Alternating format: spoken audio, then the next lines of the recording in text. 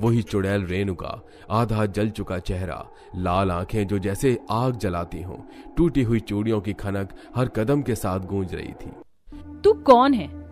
क्यों तू इस गांव की सभी औरतों को मार रही है? क्यों ले जा रही है गांव की बहुओं को? बता, तेरा क्या मकसद है? चुड़ैल की लाल आंखें एक क्षण के लिए भी पिघलने का नाम नहीं ले रही थी। उसकी आवाज में दर्द, गुस्सा और बदले की भावना थी। मैं रेणुका हूँ, एक ऐसी बहू जिसकी जिंदगी तबाह कर दी गई। मेरे ससुराल वालों ने केवल दहेज की लालसा में मेरी हर खुशी को बुझा दिया। मेरे हाथों से मेरा सिंदूर छीन लिया गया, मेरे गले से मेरा मंगलसूत्र तोड़ा गया, मेरा 16 श्रृंगार ही मेरा अभिशाप बन गया। गांव के कुछ लोगों ने मेरी इज्जत से खेला और अफवाहें फैलाई कि मैं अपवित्र हूँ, दोषी हूँ, मेरी जिंदगी को कलंकित कर दिया और मुझे वहीं तड़पता हुआ छोड़ दिया। किसी ने भी मेरा साथ नहीं दिया, किसी को नहीं छोड़ूंगी मैं। बहुत गलत हुआ तुम्हारे साथ, बहुत गलत।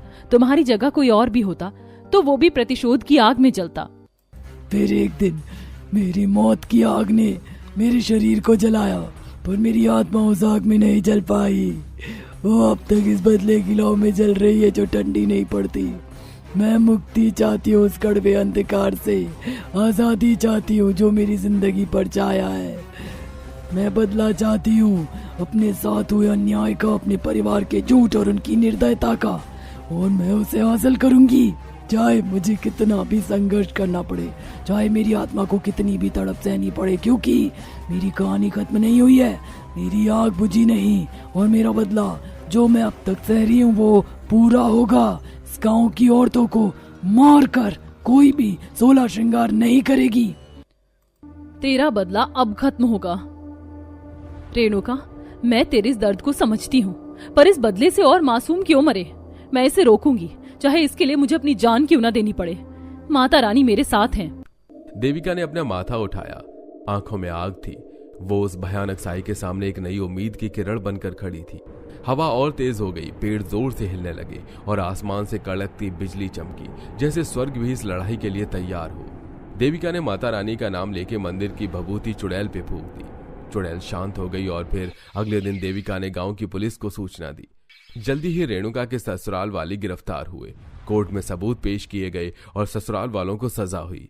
तभी एक रात फिर से आंधी चली और रेणुका गांव में आई। धन्यवाद आप लोगों का, अब मुझे मुक्ति मिल गई है। तुम सबकी हिम्मत ने मेरी आत्मा को शांति दिलाई। अब मैं फिर कभी नहीं लौटूंगी। अब किसी को भी 16 श्रृंगार से डरने की जरूरत नहीं है। उसकी आत्मा चांद की हल्की सी रोशनी में धुंधलाती हुई एक परछाई धीरे धीरे हवा में चली गई। गांव की औरतों ने आंखों में आंसू लिए देविका को गले लगाया। बेटी, तुम्हारी हिम्मत और विश्वास ने इस गांव की औरतों को बचाया। तुमने हमारे अंदर नई जान दी है।